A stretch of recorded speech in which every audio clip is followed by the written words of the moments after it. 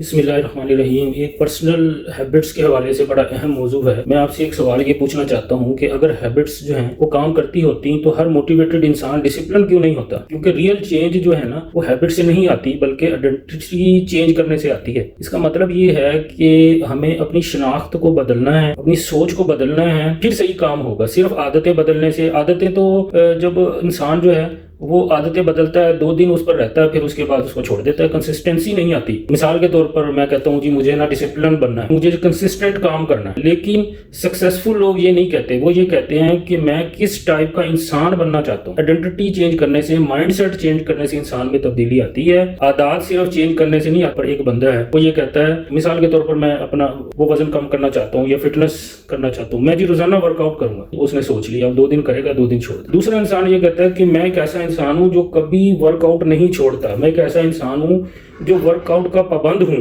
یہ اس نے سوچ بنا لی، اپنی آئیڈینٹی بنا لی، اپنا دماغ اس پر لگا لیا۔ بتائیں کہ کون سا انسان جو ہے وہ کنسسٹنٹ رہے گا۔ دوسری بات دیکھو، ہم سیلز کے پروفیشن میں پروفیشنل ہیں۔ مثال کے طور پر ایک بندہ یہ کہتا ہے کہ مجھے روزانہ اپنی سیلز کو امپروو کرنا ہے، اور دوسرا یہ کہتا ہے میں ایک ایسا پروفیشنل ہوں جو روزانہ اپنے کام کو پریپیئر کرتا ہوں، تیاری کرتا ہوں، روزانہ کے آبجیکٹیو بناتا ہوں، پھر میں کام کرتا ہوں۔ تو آپ اپنی شناخت بنائیں، اپنی پرسنالٹی بنائیں، جو چیزیں آپ کرنا چاہتے ہیں نا آپ کہیں کہ میں وہی ہوں۔ تو اس لیے جو کام، مثال کے طور پر اس کا پریکٹیکل رول یہ ہے کہ آپ اپنا یہ کہیں کہ جو کام میں آج کر رہا ہوں کیا یہ کام میرے بیہیویئر میں شامل ہو گیا، میں میری آئیڈینٹی میں شامل ہو گیا۔ اگر جواب یہ یس آتا ہے تو پھر اس کا مطلب یہ ہے کہ آپ جو ہے نا جی وہ آگے اس پر قائم بھی رہیں گے۔ تو آپ اپنی سوچ کو بدلیں اور اپنی شناخت کو بدلیں، پھر جو ہے نا جی آپ کی عادات ٹھیک ہوں گی، پھر آپ کامیاب ہوں گے، پھر آپ مستقل اس کے اوپر چلنا چاہیں گے۔ یہ ایک بک ہے اٹامک ہیبٹ، اس میں سے میں نے آپ کو یہ ساری باتیں بتائی ہیں۔